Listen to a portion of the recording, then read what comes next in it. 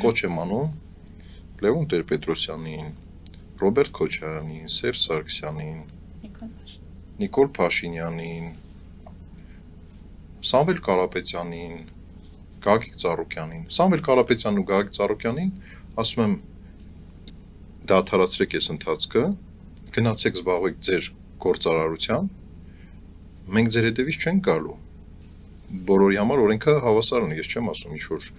ես կարամ որոշեմ թե ով ինչ բան, բայց պետքա մեզ հաշտություն է պետք։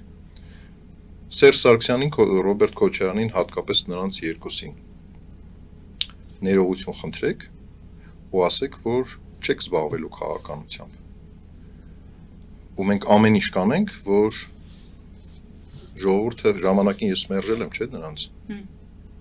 Տարբեր առիթներով, տարբեր ձևի,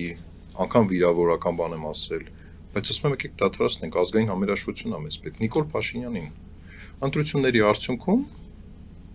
ուղղակի որոշեք, հեռացեք։